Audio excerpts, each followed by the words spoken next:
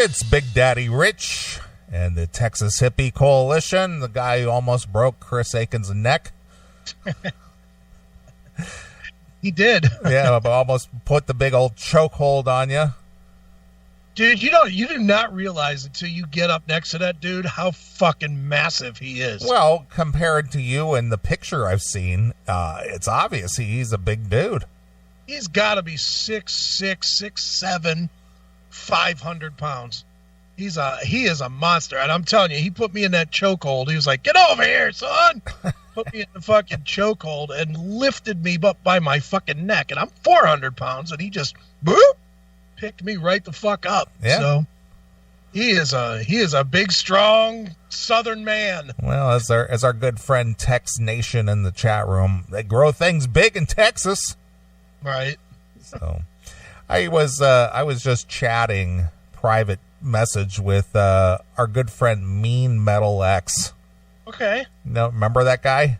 Yeah, from a long time ago. Yeah, sure. Yeah. He's been a fan of the show all the way back to the WSTB days.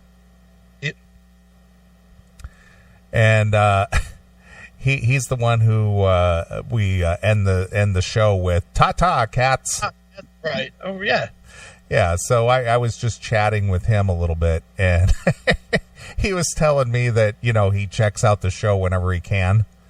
Right. And the guy, real smart guy. I mean, just he's on genius level. I mean, he's like this complicated mathematician, engineer guy. Sure. And when I met him, oh man, it's got to be 19, almost 20 years ago. Right. He just a hardcore man. He was just a teenager when I met him. Sure. And he was all about the headbanging and going to the shows and all kinds of stuff like that. And he's done real well for himself. And he was telling me in a private message there that he has a friend who does business with, and he said that his friend is constantly complaining about having to deal with the Indians. Okay. And he said, "Boy, did I have a surprise for him." So I guess he turned him on to some of our Indian tales. Right. Okay. And he said that guy just thought it was hysterical. That's funny. Isn't that weird that no matter where you go, that's a common theme, for people who've dealt with Indians? Well, I don't think you were the first one to ever have fucking problems with those scumbags. Well, not at all, but it's just funny that the people come out of the woodwork and say, "Yeah, I had that same experience," or something similar, Well, in the end, although it doesn't seem like it, we're just two regular dudes. All our experiences are the same shit that everybody else is going through. Yeah. So, well, that's a stereotype. No, it's the truth. Yeah, there's a reason it's a stereotype. It's based in fact. So I thought that was funny. Yeah, he was just kind of bringing me up to date with what he's doing and stuff. He's just, doing well, checks out the show periodically, lives his life, got things going. Cool. All right. So anyway, Mean Metal X. Big shout out to Mean Metal X. Welcome back, sorta. Yeah. Well, he said he checks out the show pretty regularly. It's just that I noticed he was in the chat room. I noticed his name. I don't look at the chat room that often, but I saw his name in there. I was like, holy shit, I haven't seen him around in forever. Yeah, it's been years. Yeah. So, but he's still out there. He's a peripheral listener, I guess. Well, that's cool. Mm-hmm. So, cool. This is what I want to do. Now, Now, if you don't want to do this, just say you don't want to do this. All right. Since this is the last show of the year. Yes. I wanted to give the listeners an opportunity to call in and give us their thoughts on the show for this year. Okay. I know you hate taking phone calls. But fine with me. All right, so I'm only going to do this. I'm going to give you a limit of like 10 minutes to get this done. So listen up.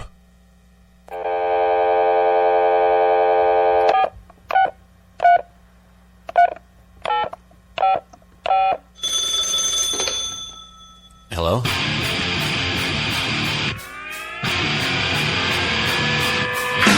The CMS CMS phone lines are now open. Give us a call at 1-800-497-5891 and let your opinion be heard. Call now. It's 1-800-497-5891. The Classic Metal Show.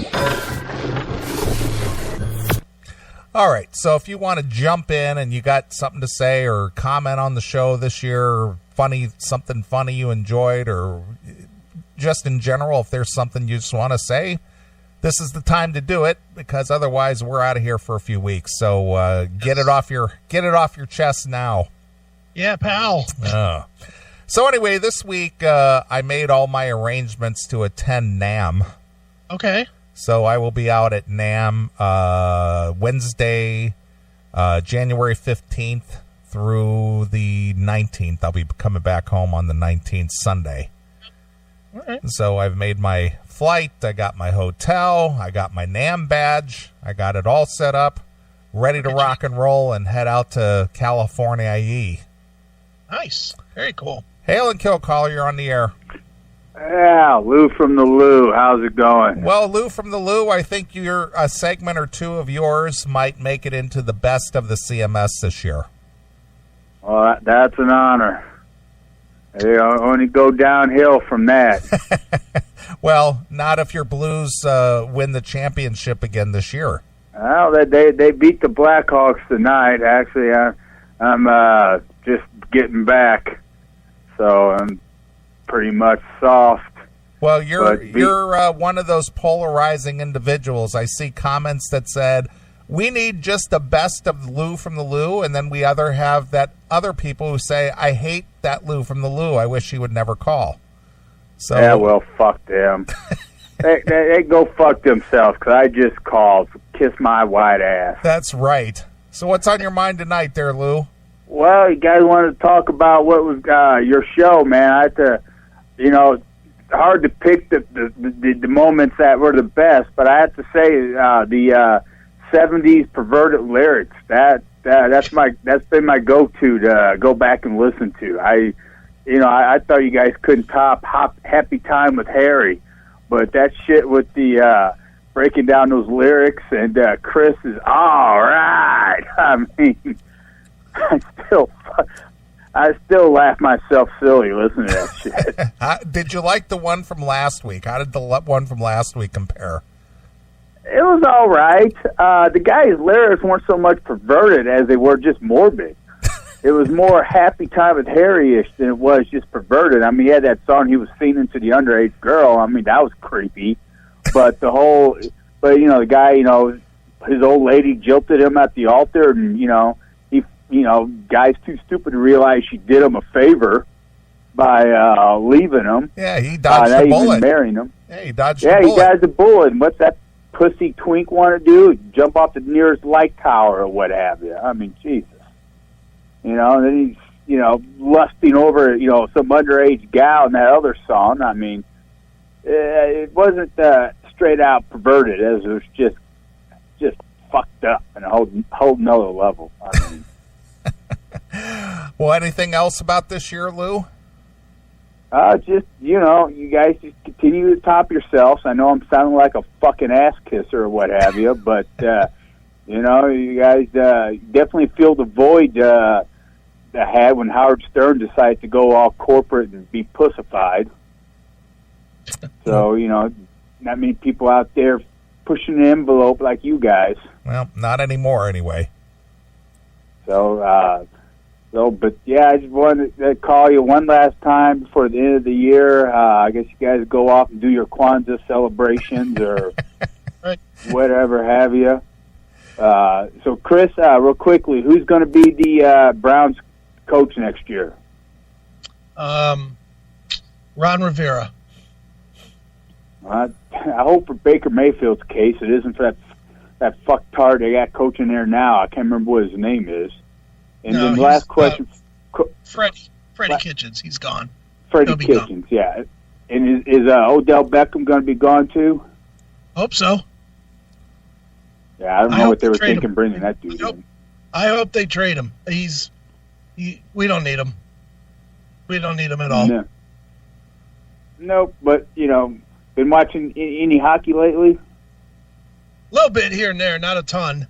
I'm back to where I normally get. I can't fucking follow the fucking puck. The screen moves too fast, and I'm old. Well, you guys got a minor league team there, don't you? You still got the Erie Lake Monsters? I don't know. Yeah, they're Chris, an aren't you a fan? team. The Erie Lake Monsters? You know those guys. Or the Lake Erie Monsters. Lake Erie Monsters, Jesus Christ. There's my Jennifer moment again. All right, Lou, is that it? Yeah, that's it. So, hail and kill, fuck you, pal, Merry Christmas, Happy Holidays to you two guys and the entire CMS family, even the ones who don't like me. Ian Jackal, Merry Christmas, and see you guys next year. All right, there goes Lou. Yeah. All right, 800-497-5891. So I was texting back and forth with Bob Nobandian because, he's going to do that screening out there at the Hall of Heavy Metal. So we're going to hook up for that. And so I'm looking forward to it. Yeah, that'll be fun. Yeah. Hail and kill, caller. You're on the air. Hey, guys. It's Skippy. How's it going? Hey, what's going on, Skippy? Hey, I don't want to get all faggy and kumbaya on you guys, but I really appreciate what you guys do for us. Well, and what do we do for you? Entertainment, man. It's awesome. You live and die by the CMS?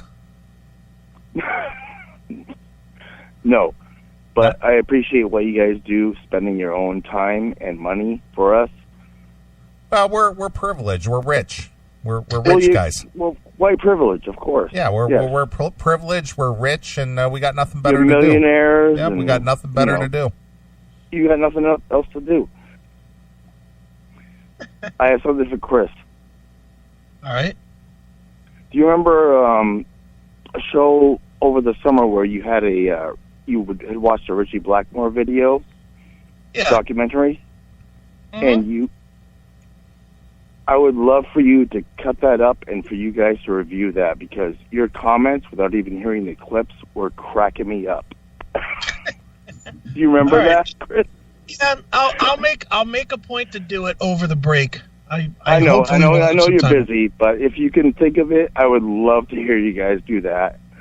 The only problem is the CMS might have to pay for Jackal's therapy sessions for the next 10 or 12 years, but I don't know if that's in the CMS coffers or not, but you'll check on that. All right, Skippy. All right. Hail and kill. Fuck you, pal, and fuck Vince Neil. All right. Wow. Fuck Vince Neil. Fuck Vince Neil out there. Yeah. 800-497-5891. I'm going to leave the phone open for just a little bit longer, so if you want to jump in, now's the time to do it. All right. So, anyway, apparently Stephen Piercy, Jeff Tate, Joe Satriani, Don Dokken, all being inducted at the Heavy Metal Hall of Fame, History of Heavy Metal. Sounds awesome. And looking forward to, getting the screener of the first part of the new Inside Metal documentary. That'll be cool. So, it's going to be fun. So I'll let you know if you appear on screen at any point. Okay, cool. But yeah, I'm looking forward to making the trip, and hopefully it'll be nice weather because it is the middle of January. Sometimes you get some nice 70 degrees days out there, and then sometimes it just is kind of overcast, rainy in the 50s. Well, you'll be in an auditorium anyway. Yeah, but it's nice to get outside because they have tents and things outside, and you can have some cocktails and just kind of walk around, and it's just nice to get out in Southern California during the middle of the winter. Right. But yeah, I mean, you'll have fun. I'm glad I'm not going, but you'll have fun. So you'll have to find a co-host for that week if you're going to do a show. I've already put the feeler out, and I think it's going to be the one that everybody's going to hate. I'm gonna have Steffi come in and do it with me and just do a drunk show. That's what I'm doing. Well, it's been a long time since you've had a Stephanie show. I know. I love doing those. It's been a couple of years. It has. She's always out with John at gigs. But well, hey, that's dedication. I guess it's stupidity, but I did talk to her this week, and she said that she's probably in. So, John's going to be playing, so it'll be good. All right. Well, if anything good happens out there, if I run into anybody, obviously I'll call in on Saturday from the big party that always happens at the hotel there, right next to the convention center. Yeah, that'll be fun. Just kind of hand it off. We'll do some interviews and mix it in between talking, I don't know, pussy with Stephanie. But that's usually what ends up happening. Yeah. But it's always fun to hang out with Bob, though, because, like I said, without Bob as being the tour guide, and he knows everybody, and he can introduce you around, and it's just he's a good tour guide for NAMM. I mean, sure. The place is just massive. I mean, it's 4 floors of at a convention center, and it's the whole convention center. They don't cut it down to half size or anything. It's the complete convention center, and it's 4 stories, and every floor is just full. So it's amazing. I mean, it really is amazing to see it. But you get up to the upper floors where the guitars are, and you're definitely gonna run into a Gary Holt or a George Lynch or somebody up there. They're always hanging out. Well, see, the difference I think between me and you two is you like that gear shit. Like maybe you're not you're not gonna be the guy that goes, oh, look at the fucking density of these pickups or whatever. I don't know shit about this shit, but you're not that guy, but you're still technical enough to where you'll fucking be fascinated. Yeah, of course. Yeah. Or me walking around there, I might as well be walking around an art museum because I will have no interest in any of it. I'll be like, look, there's another guitar. There's another guitar. There's another guitar. Oh, and look, there's some drumsticks. Yeah. I'm not that guy that'll be sitting there going, oh, I can see where the thickness of those sticks will hit on a blah, blah, blah, blah. Yeah. Ugh. I think the highlight for me last year, as far as guitars were concerned, is that they had a couple of Jimmy Page's guitars under glass, and you could actually get up and close and personal with them. So just seeing a historic piece like that in front of you, things that he actually used during the heyday of Led Zeppelin, is just like, wow, there it is. That's I guess. I've met Jimmy Page. I sure don't want to look at his junk. Fuck that. Hail and Kill caller, you're on the air. Hey, Chris and Neeley. First-time caller, long-time listener. I just want to say that... Well, wait a minute. Who are you and where are you from? I actually have to keep my identity hidden. I am in America, and I'm a college professor, and that kind of leads into why I have to keep my identity hidden. Get it. Are you ready for this? I get it. Go ahead. Yeah, well, I've been listening to you guys for about maybe 8 years, and I was once somebody who had liked the Classic Metal Show on Facebook, but I had to unlike it because of something Chris had posted a long time ago. Can you guess what that was, Chris? No, what did I post? I think it was a picture of you in some kind of raft, and you entitled the raft to something. Do you remember what it was? Oh, it was a baked potato. Negro. SS Negro, yeah. Yeah, it was the baked potato, right? Chris and his baked potato boat. Yeah, somebody made that. Right. That was fan-submitted artwork. I just posted it. Oh, okay. Well, be that as it may, I love the show, but as a college professor, I kind of have to be careful because I have people on my Facebook page who are out to destroy me. Yeah, of course. Are you? Well, obviously, you have a conservative bent about you, which goes against everything that colleges these days are about. So I'm sure that there's a target on your back as it is. Yes, that's exactly correct, and that leads me to my next point. I just want to say that what you guys do with the social commentary is very spot on, and if only college students and the idiots who teach them would talk about the things you guys talk about, America would not be in the mess that it's in. So keep up the great work. That's kind of my main reason for calling. All right, perfect. I appreciate that. Yeah, and also lastly, I am a huge Dokken fan. If I could ask you guys, what is your favorite Dokken album, really quick? Well, mine would be Dysfunctional. Shadow Life. Really? You're joking, right, Neely? Dysfunctional? Is that the bad Dokken? Which one's the bad Dokken? No, Chris is the one who said Shadow Life. That's okay. Yeah, I get it. Go ahead. Yeah, I get them mixed up sometimes. Okay, yeah, I know you guys got other callers waiting, but I finally wanted to say something. I found you guys right around the time that that guy Larry King did the interview with the Motley Crue. Remember that one? Are your tunes hummable? Yeah.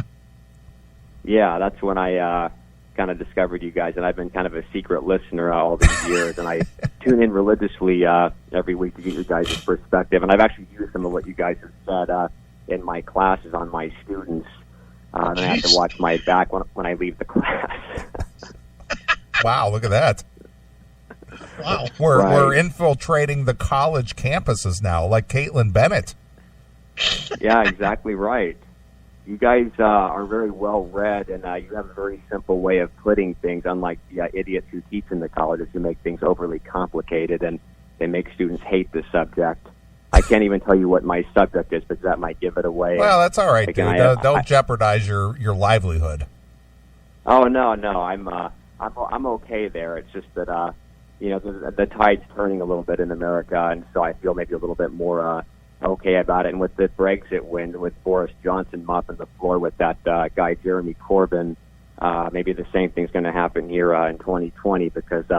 If that dummy Sanders goes up against Trump, Trump's going to kick him right in the teeth and put him out of the game. So that's going to do a lot for us, too, I think. So for what that's worth. Well, I'm glad we could help you along in your career. Okay, good. And finally, get Tommy Steele back on the show. I missed that guy. Yeah, we'd love to have him, but he seems to have gone underground. But, we'll see what happens. We're going to have Tommy. Let me jump in here. We're going to have Tommy on the show in 2020. He has a new record out. Oh, very good. Looking forward to that. We'll be happy, Tommy. Yeah. Okay. Well, hail and kill, F you, and I can't say the rest because, again, I might not have a job tomorrow. So you guys keep up the great work, and I'm going to be listening for sure in 2020. Hail and kill. Wow, look at that. Professor Deep Throat checking in. Yeah, look at him. Look at us being an influence on college professors. I love it. Yeah. Well, again, that's kind of how I look at the appeal of Trump. He just says it like it is, and it upsets the people who just can't handle it. Right. Well, I love that he has to be that worried about. I don't love that he has to be that worried about his gig, though. That sucks. Yeah, that does suck. I mean, you can't speak freely. Oh, no, we don't want that. Don't say what you're really thinking.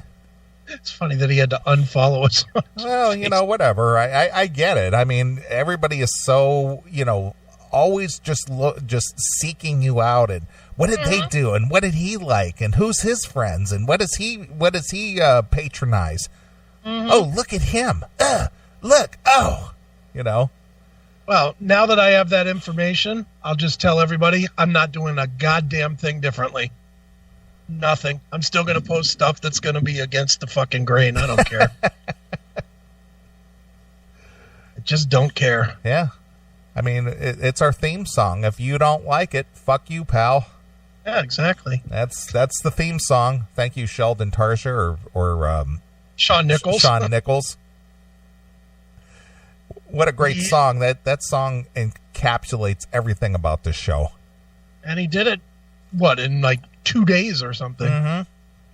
That was the crazy part. We asked him for a song, and 2 days later, he threw it to us. Yeah. So, good stuff. Yep. Well, anyway, looking forward to the new year and looking forward to heading out to NAMM. And maybe I'll run into Eddie Trunk since he's hosting the Heavy Metal Hall of Fame induction ceremonies. Oh, my God. I bet you can't wait to do that. Yeah. Hey, Edward. Hey, let's do some shrilling together, Ed. Yeah. What do you think about Kiss? I can't believe it's Kiss. The backing vocals. The backing tracks. That's not really Paul, I'm telling you. He's not singing. Ed. That's funny. Yeah, I'll definitely probably see him as well, unless he escapes the building before I see him. You still have lint to buy. That's true. That is true. That purchased. Yeah, I will. I will take $100 bill. All right. And ask him to buy the lint in his pocket.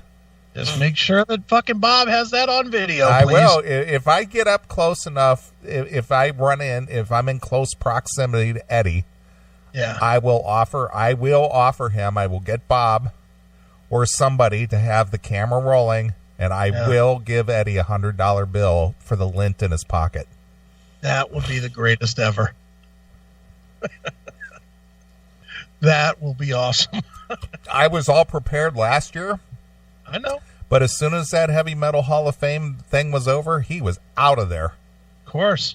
He was. Well, you stand by the exit when he's on stage. Yeah. So, I'll give that an attempt again this year. All right, good. So that will be funny if that happens. Oh, boy. Good. All right. Well, this week I ran into something. Okay. Let me see if I can pull it up here real quick. I recorded it just in case it got pulled down. Is it music or is it regular stuff? Or is it a sneeze? It was a sneeze. No, it's regular stuff. Okay. I'm gonna see if I can find the story here first, and then I'll play the audio. While you look for that, you want to do a quick music story? Go ahead. All right. Did you see, and I'm going to assume you did not see this, that Dirty Looks announced a reunion? I did. I heard about that. Who's singing for them? The pastor, Jason McMaster. Oh, that's right. That's exactly right. I did see that. I did see that story. Yeah. What do you think of that? It's the original guys with Jason McMaster. I don't quite get it. I mean, obviously other bands have replaced singers. I mean, look, Jizzy Pearl's back with Quiet Riot. Right. And that's not Quiet Riot to me. It's just a band playing Quiet Riot songs. Sure. But we know Jason McMaster, from Dangerous Toys, and what's his other one? Broken Teeth. Broken Teeth, yeah. Yeah. So we know him from those projects, but does it make sense to? I mean, I think I mentioned this a few shows ago that Dirty Looks actually has a fairly large catalog. Yeah. I think they have like 6 records. But weren't they all like completely penned by Henrik? They were. And I was getting to that point that Henrik, he kind of was Dirty Looks. Yeah. So for a band to go out and just play his tunes with McMaster on lead vocal, I mean, I like Jason McMaster. I think he's a good performer and sure, good vocalist, but I'm not sure. Is there that much interest in a Dirty Looks show? You know what? With all these reunions that are, forget the Motley and Poison, all that shit. This round that's come out in the last 2 weeks of bands that are reuniting, whether it's Dirty Looks or Bang Tango or Bullet Boys or what have you, it's like, you put all 3 of those bands on a show, and I don't think they sell 500 tickets. Yeah, well, I agree with that. It's like, I mean, Dirty Looks at their best was a bar band, right? For the most part, I mean, they had a couple of MTV videos, but they were really late in the game. Yeah, and I personally, I'm a fan of Dirty Looks, because they're kind of like an AC/DC-ish style band. But I know the name Bang Tango and Bullet Boys long before I know the name Dirty Looks. Sure. Of those three reunions, which is the one that you would go see, if any? Well, boy, I'm going to rank them 1 to 3, Bullet Boys, Bang Tango, and Dirty Looks. Okay. I'm probably 1, 3, 2. I would go Bullet Boys, and I would go Dirty Looks, and then Bang Tango. Okay. I just don't have any real interest in Bang Tango. Well, see, I like Bang Tango. I liked them back when they were a band. I like the one song, Someone Just Like You. Yeah, that was Someone Just Like You. Yeah, but like the only song I can even think of by Dirty Looks is Turn of the Screw. Yeah. And that's a good song, but I agree with Chris Hurley in the chat room. I'd rather see a Dangerous Toys East Coast run. I'm with you there. Yeah, of course. I'd much rather see Dangerous Toys than fake Dirty Looks. Yeah. Yes, I just don't get that. Yeah, I just don't understand. And again, I was out of the country for a lot of that, but I don't remember Dirty Looks being anything more than a 300-seat bar band at their biggest. Were they? I mean, would they have played like a 5,000-seater? No. Or would they have played 1,000-seater? I doubt it. That's what I'm saying. Is they were just like one of those bands. They're like Rhino Bucket. And that's not shitting on Rhino Bucket either. I like their stuff. But yeah, here's another one of their hits, I guess you want to call it. Okay.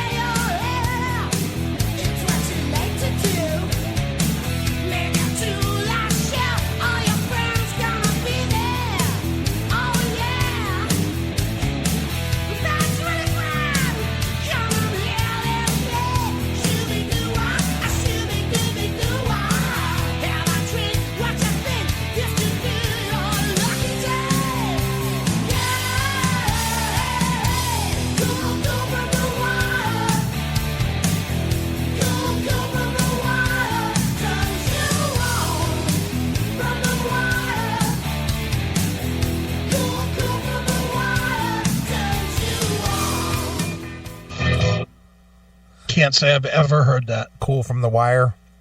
Don't know it. Well, it makes sense to have Jason McMaster lead vocal because it's got a very Jason McMaster-y sound.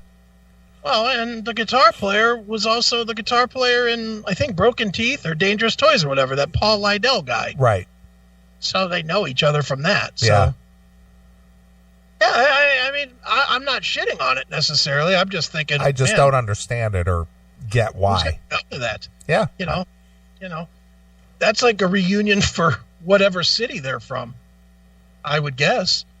I can't imagine them touring fucking doing big sales in Montana or Idaho or somewhere. Can you? Right. No. Or being on a few select dates like an M3 or something. Yeah, maybe that. Like Bullet Boys I could see touring.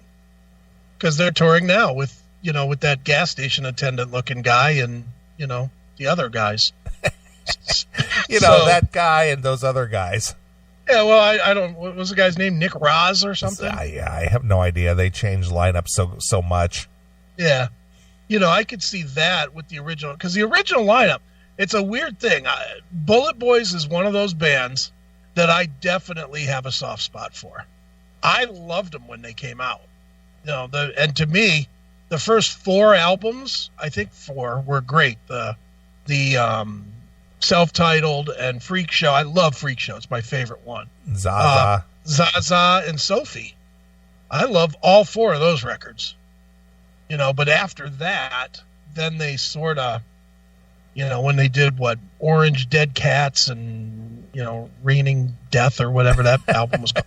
Something about elephant amputees or something. Yeah, something stupid like that. And Behind the Orange Curtain, and they did a bunch of that. But I sort of dug, when they first came out, and they were kind of like the hair metal Van Halen. Yeah, well, I mean that's what they were trying to promote.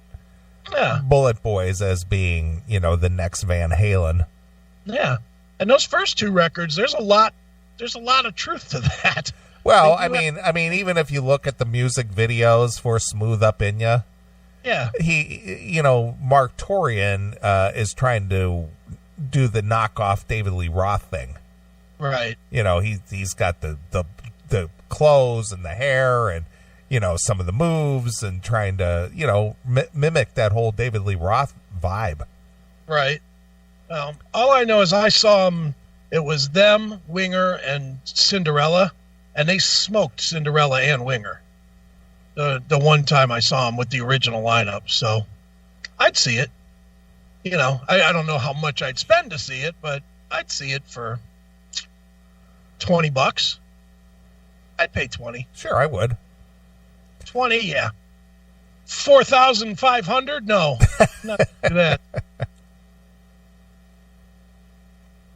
But yeah, the whole thing with these reunions is like, is this like ill-fated? Is this these guys thinking that there's some cash out there somewhere? Well, there might be. I mean, the economy. What this all boils down to is the economy.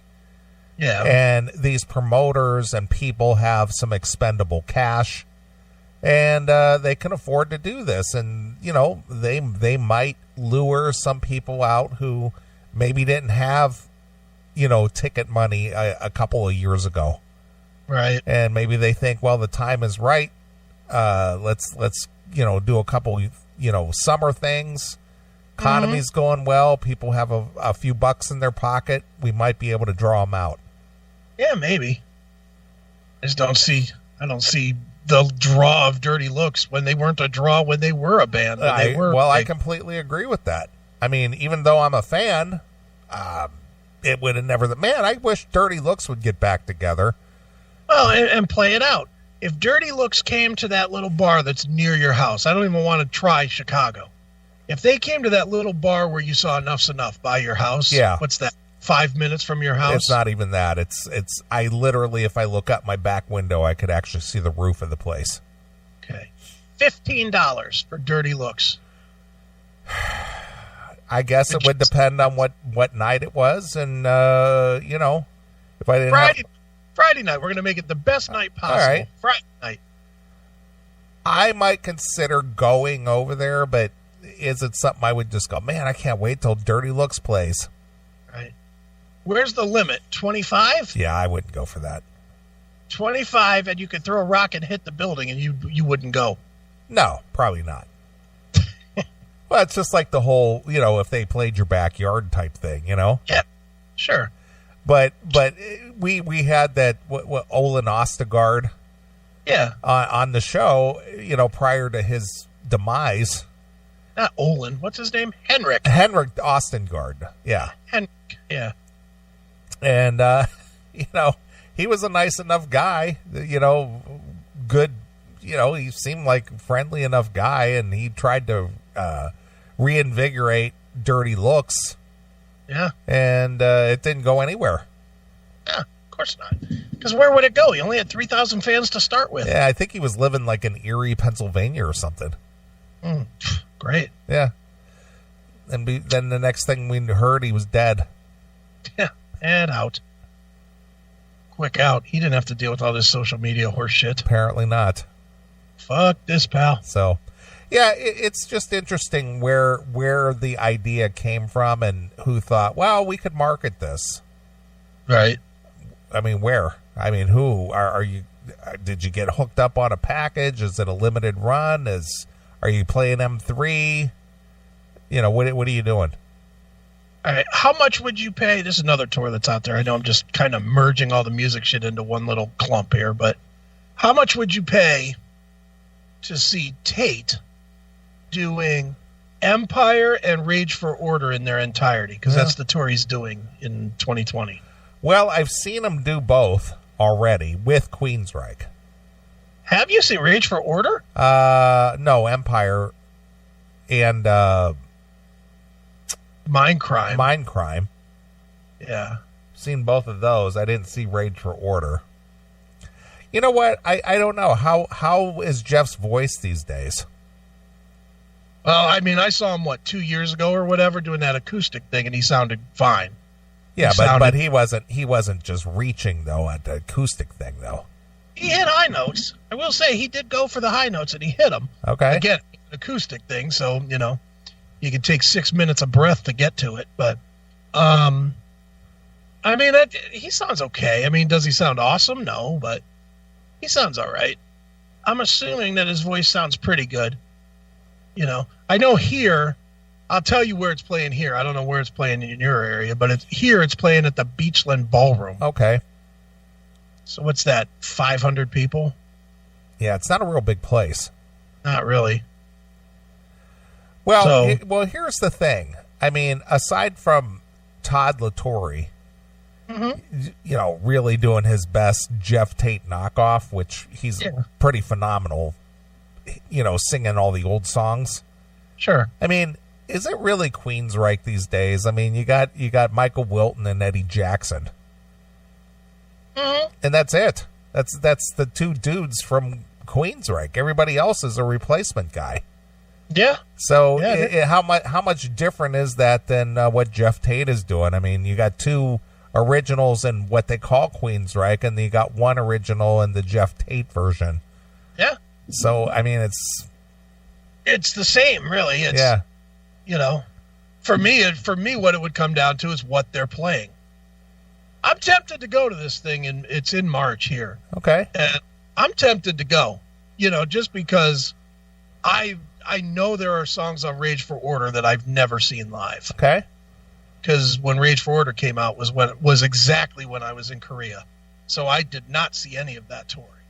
So, I would very much like to see the Rage for Order stuff. Empire, I mean, I've seen Empire. I saw the fucking best show I ever saw with Empire was that Day on the Green show. Right. And sorry, Jeff, but you ain't going to top that. But, I'd like to see it. I'd like to see that. And I think it's like $30 here. Okay. So you get two full albums for $30. Yeah, I might spend that. Or I might just make a phone call.